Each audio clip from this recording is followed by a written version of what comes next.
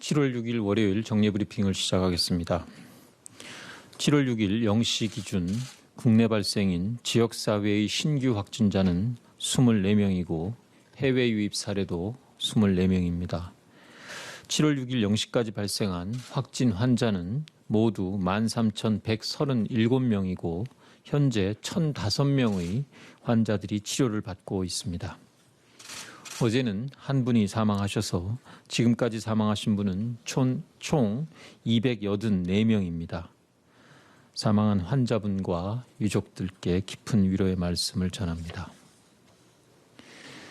오늘 중대본 1차장 주재로 열린 중대본 회의에서는 방역수칙 준수 사례와 시사점, 덕분에 캠페인, 국민 캠페인화 추진 계획 등을 논의하였습니다.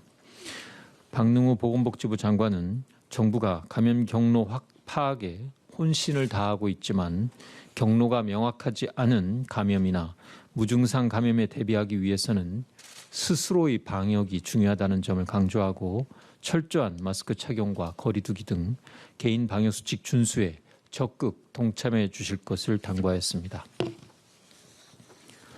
6월 21일에서 7월 4일까지 최근 2주간 국내 감염이라 할 수 있는 지역사회에서의 감염은 하루 평균 환자 수가 31.1명으로 그 전 2주의 36.8명에 비해서 평균 5.7명이 감소하였습니다.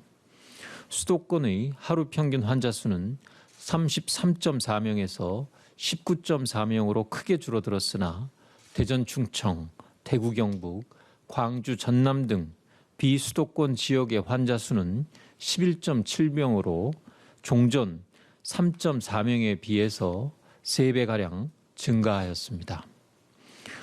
전파의 양상이 대규모 다중이용시설보다는 친목과 종교시설 등 소모임 등의 다양한 경로를 통해서 산발적으로 전파되는 모습을 보이며 전국적으로 확산되고 있습니다. 특히 호남의 전파 속도가 다소 빠르다는 점은 감염 통제의 위험 요인으로 작용하고 있습니다. 코로나19의 대규모 확산은 저지하고 있어서 아직 사회적 거리두기의 단계를 전국적으로 상향 조정할 수준은 아니지만 방역 당국의 추적 속도가 코로나19의 확산 속도를 충분히 따라잡지 못하는 상황이 지속되고 있습니다. 감염 경로를 뒤쫓아가고 있는 감염 차단 노력을 반복하고 있으나 1단계 내의 위기 수준은 계속 엄중한 상황이라고 평가하고 있습니다. 정부와 지자체는 감염 고리를 신속하게 끊어내서 확산을 늦추기 위해 총력을 기울이고 있습니다. 많은 분들이 방역 수칙을 지켜주고 계시나 모임과 이동이 증가하고 사람들 간의 접촉이 많아지면 감염 확산 위험도 높아질 수밖에 없습니다. 대전, 광주와 전남 지역 주민 여러분들께서는 지자체의 방역 조치에 적극 협조해 주실 것을 부탁드립니다. 방역 수칙 준수 사례와 시사점에 대하여 설명드리겠습니다. 최근 확진자가 많이 발생했던 사례들을 살펴보면 마스크 착용과 환기, 소독, 거리 두기 등 일상의 기본적인 방역 수칙을 제대로 지키지 않은 경우 피해가 컸었습니다. 정부는 그간 역학조사 결과에서 드러난 방역수칙 준수로 감염 확산을 막은 사례와 비슷한 환경에서 많은 확진자가 발생했던 사례들을 비교 분석하였습니다. 대표적인 사례로 쿠팡 물류센터가 있습니다. 150여 명의 확진자가 발생한 부천 물류센터의 경우 식당, 휴식공간 등에서의 거리 두기가 지켜지지 않았고 신발과 모자 등을 공용으로 사용하는 등 방역 수칙이 지켜지지 않았습니다. 이와는 다르게 200여 명의 접촉자가 있었으나 추가 감염이 단 한 건도 없었던 덕평 물류센터에서는 방역 수칙이 철저히 지켜졌었습니다. 셔틀버스를 탑승할 경우에 반만 탑승하고 구내식당에서도 칸막이를 설치하고 지그재그로 착석하였으며 종사자들도 철저히 마스크를 착용하였습니다. 실내 체육시설도 마스크 착용이 쉽지 않고 침방울이 전파되기 쉬운 환경입니다. 의정부의 헬스장에서는 운동 중 마스크를 착용하지 않고 환기가 불충분해서 19명의 추가 확진자가 발생하였으나 부천의 W 휘트니스 클럽의 경우에는 입장과 퇴장할 경우에 마스크 착용 등 마스크를 잘 쓰고 소독과 환기를 철저히 시행하여서 91명의 접촉자 가운데 환자가 1명도 발생하지 않았었습니다.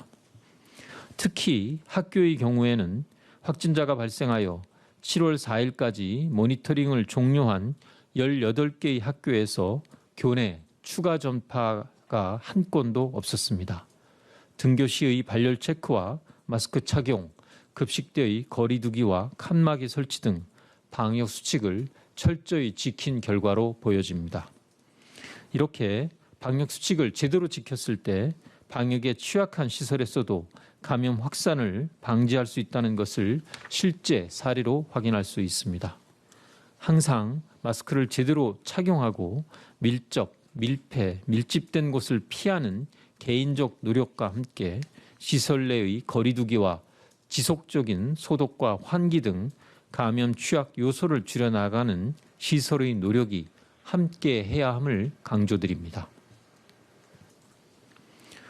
그동안 온 국민들께서 함께한 의료진 응원 캠페인 덕분에 챌린지 진행 상황에 대하여 설명드리겠습니다.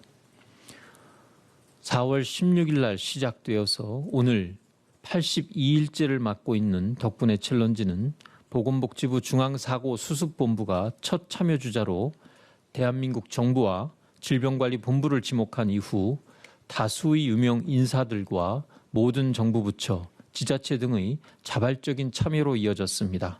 국민 참여도 현재까지 4만 2천 건 이상으로 나타나고 있습니다. 덕분에 챌린지가 대국민 캠페인으로 자리매김하면서 엄지를 들어올려 상대방의 존경과 감사를 표하는 덕분에 수호 동작은 일선에서 코로나19 극복을 위해 애쓰는 관련 종사자를 향한 응원으로도 통용되고 있습니다. 감염 확산으로 인해 자칫 우리 사회가 개인주의화될 우려가 있는 이때 오히려 주변을 배려하고 응원하는 사회적 신뢰가 단단해지고 있음에 감사한 마음입니다. 코로나19의 지속적 확산으로 국민들의 협력과 연대가 무엇보다도 중요한 시점입니다. 정부는 오늘 이 자리를 통해서 국민 여러분께서 덕분에 챌린지를 의료진을 포함한 국민 모두를 향해 응원하고 격려하는 국민 덕분에로 확장할 것을 제안드립니다. 지금까지 의료진과 관계자는 물론 우리 모두 헌신하고 고생하고 협력했기에 이 캠페인이 서로가 서로를 격려하고 보듬어주는 사회 문화로 자리 잡기를 기대합니다. 캠페인 전환점을 맞이해서 오늘부터 광화문 교보생명 빌딩과 서울 스퀘어 빌딩 등에서 국민에 대한 감사 메시지를 전달하는 국민 덕분에 건물 랩핑, 투명 전광판이 앞으로 한 달간 노출될 예정입니다. 국토교통부는 지난 토요일 밤 여의도 한강공원에서 드론 300대를 활용해 국민 덕분에 메시지와 코로나 극복 메시지를 전달하는 드론 아트쇼를 진행한 바 있습니다. 힘든 시기를 겪고 있지만 국민 모두가 한마음으로 서로를 응원하고 격려하며 다시 한번 힘을 모아주시기를 부탁드립니다. 오늘 그 시작으로 보건복지부 중앙사고수습본부는 그간 의료진 응원에 동참해준 국민들을 대상으로 감사의 마음을 전달하는 덕분에 챌린지 감사 헌정 영상을 준비했습니다. 멀리 가려면 함께 가라는 말이 있습니다.